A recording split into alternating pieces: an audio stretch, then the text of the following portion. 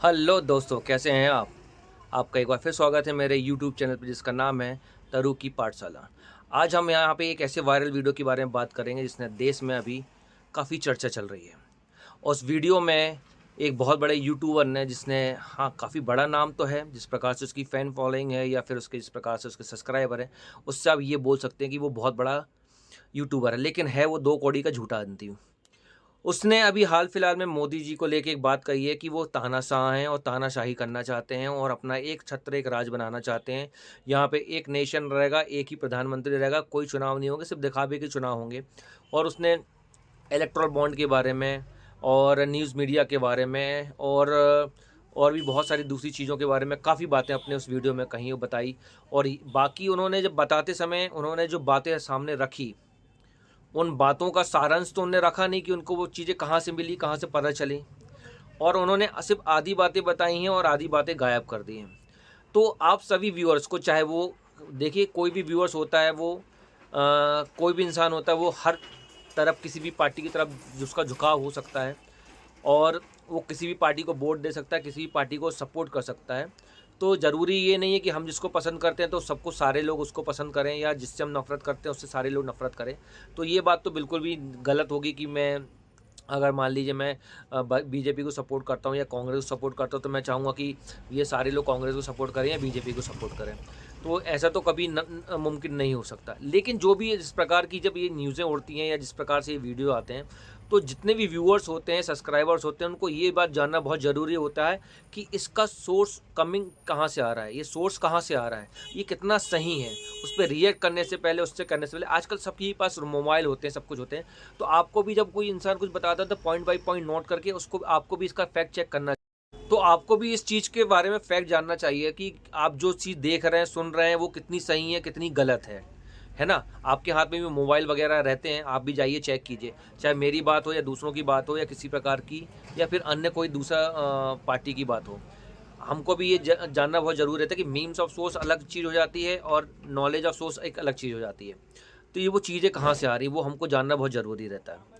तो हम बात करते हैं, जैसे उन्होंने पहले पॉइंट उठाया था, ध्रुव राठी की मैं बात कर रहा हूँ, उन्होंने पहला पॉइंट उठाया था कि चुनाव आयोग ने एक लिमिट सेट कर रखी है, इस लिमिट के अंदर ही चुनाव लड़ने हैं, अन्यथा बीजेपी ने जो भी चीज़ें हैं, इस चुनाव से बढ़कर उसने बीजेपी ने इसमें खर्चा किया, वो किया।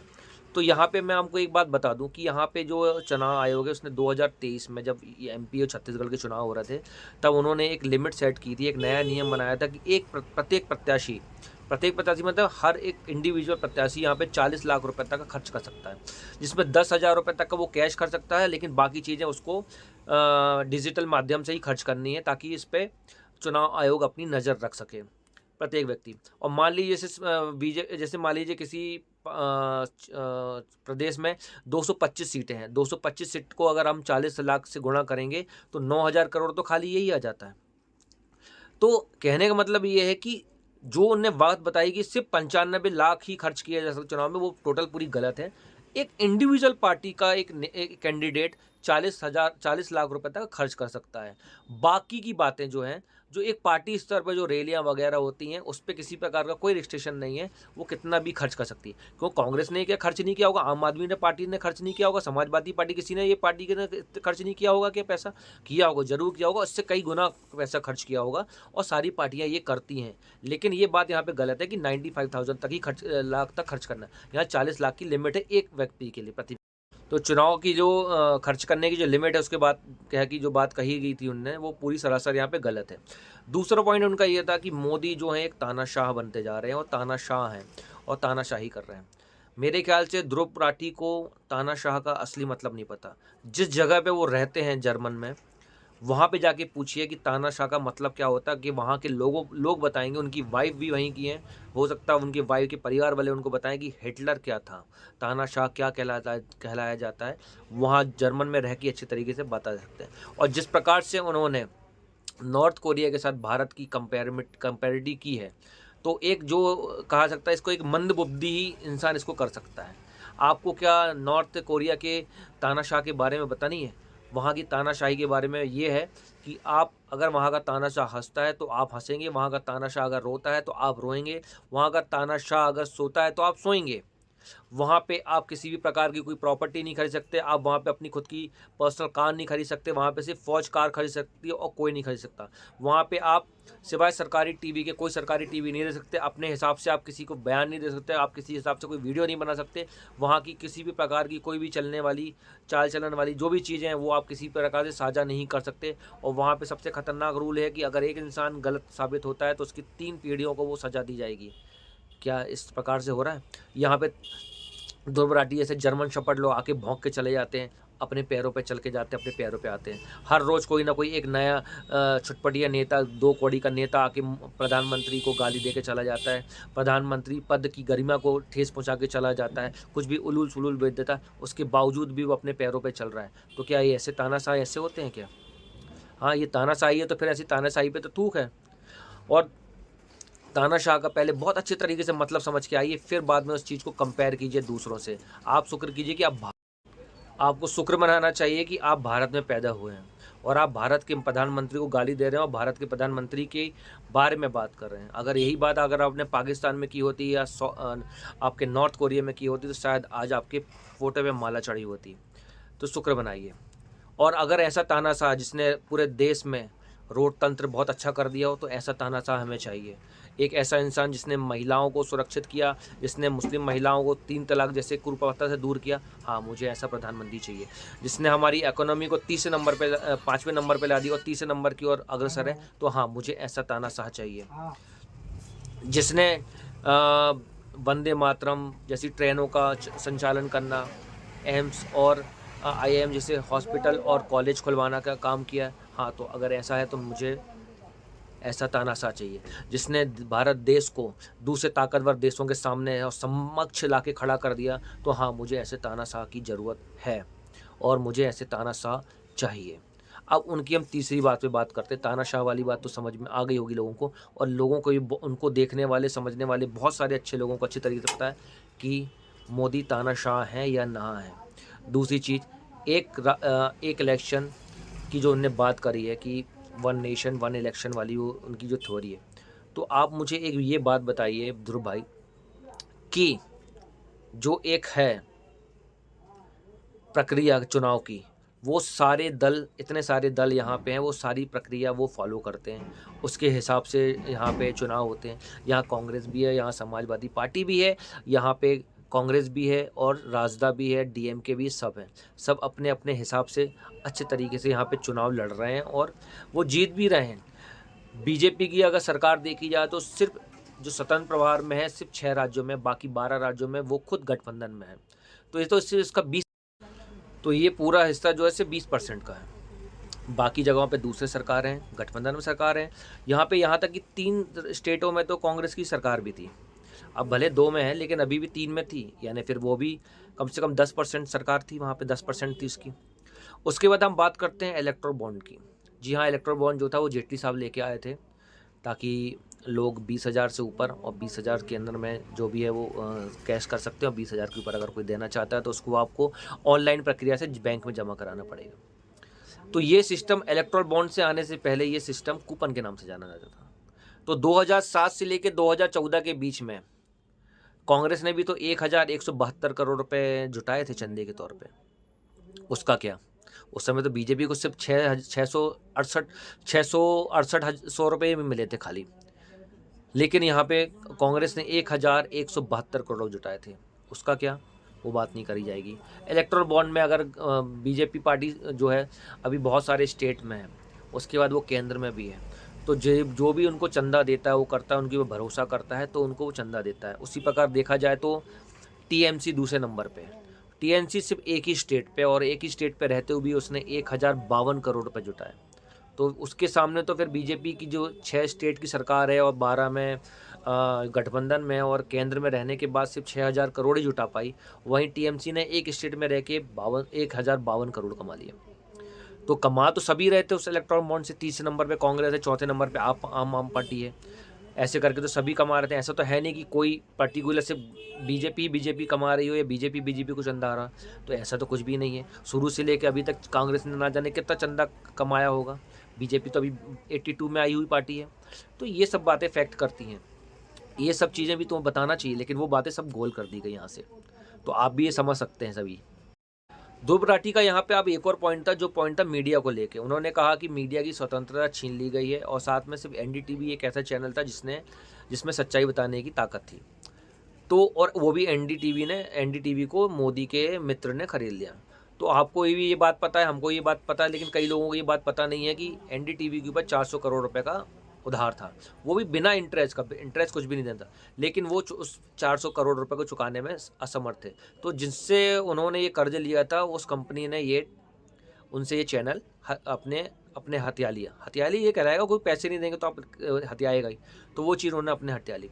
दूसरी चीज़ यहाँ पे ये बात करते हैं कि मीडिया को स्वतंत्र रूप से कुछ भी बोलने का वो नहीं देता। आप कितने भी वामपंथी पत्रकार देख लीजिए, चाहे रवीश कुमार हो या प्रसन्न वाजपेयी हो या फिर ये खुद राठी हो, ये आते हैं, कुछ भी बातें करते हैं, स्वतंत्र रूप से अपनी सारे मत रखते हैं, सारी चीज़ें रखते हैं, जो भी इन्वेस्टिगेशन करते हैं, जो भी करते हैं अपने व्यूअर्स के सामने पूरे खुल के रखते हैं। इनको ना तो रोका जाता है ना टोका जाता। मोदी ने आज तक अभी तक किसी भी पत्रकार को ना तो गिरफ्तार करवाया है, ना ही उसके ऊपर किसी प्रकार से कोई जुल्म किया, जैसे कि पंजाब पुलिस ने किया, पंजाब की सरकार ने किया।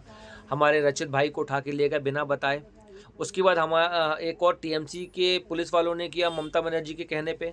उन्होंने एक रिपब्लिक टीवी के पत्रकार को ऐसे उठा के लेके गए जैसे कि वो आतंकवादी हो या कुछ गलत रिपोर्टिंग कर रहा हो या गलत बात कर रहा हो। तो इसको भी तानाशाही कहा जाता है और इसको पत्रकारिता को रोकना कहलाया जाता है। किसी भी एक राज्य में बता दीजिए जहाँ बीजेपी शासित राज्य है, वहाँ पे किसी भी पत्रकार के साथ कोई भी ऐसा व्यवहार किया गया हो जिसके कारण ये कहा जाए कि भाई हाँ, बीजेपी पत्रकारों को बोलने का मौका नहीं देती। उलुल जुलुल को भी पत्रकार आता है, कुछ भी आता है अपने बीच में बोल के चला जाता है।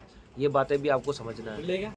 और उसका यहाँ पे एक पॉइंट और ये भी था कि जो भी भारतीय मीडिया है, जिसको एक तथाकथित लोग गोदी मीडिया के नाम से पुकारते हैं, वो सिर्फ प्रधानमंत्री की अच्छाई के बारे में अच्छा इच्छा बताती है, उनके फेवर की बातें बताती है, उनके किसी भी प्रकार के कुछ भी गलत। तो भाई आप हैं ना, आप तो झूठ बोलने में वैसे माहिर हैं, थोड़ा सा और झूठ बोल के बता लीजिएगा। अब उनको झूठ बोलना आता नहीं है, जो भारतीय मीडिया है उसको झूठ बोलना आता नहीं है। जो सच वो देखते हैं, जैसा देखते हैं वो वहाँ पे बता देते हैं। आपको ही पता है कि सच क्या है और मोदी जी कितने अच्छे काम कर रहे हैं, क्या काम कर रहे हैं, वो भी आप अच्छे तरीके से जानते हैं। दूसरी बात, अगर आप ये बात करें दोगलेपन की, तो हम आपके दोगलेपन के बारे में बात कर सकते हैं। अभी तक आपने संदेश खाली देखा, आपने कितना संवेदनशील मुद्दा है, लेकिन अभी तक ना तो रवीश कुमार का एक वीडियो आया इसके ऊपर, ना ही इस ध्रुव राठी का आया। उसके पहले भी ऐसे बहुत सारे मौके थे जहाँ पे इसको देश हित में वीडियो बनाना चाहिए, उसने वहाँ पे कभी कोई वीडियो नहीं बनाया इसने। और ये बात करता है कि मीडिया से भी एक ही बताती है, तो इसने अपनी शुरुआत ही आम आदमी पार्टी की अच्छाई बता के कि स्कूल बता के, ये स्कूल है, वो है, वैसा है, फलाना ठिकाना है, ये सब बातें करके की थी। उसके बाद इसने जब आम आदमी पार्टी के लोग कांग्रेस के द्वारा या उसके द्वारा आरोप लगा के बता के सच्चाई बता के कि इन्होंने ये काम किया, उनके विधायक ने ये किया, ये गलत है, उसके हिसाब से जब उनकी गिरफ्तारी होती तो इसने आके उनको वहाँ पे डिफेंड किया था। तो ऐसा क्यों? तो ये क्या दोगलापन नहीं है तुम्हारा?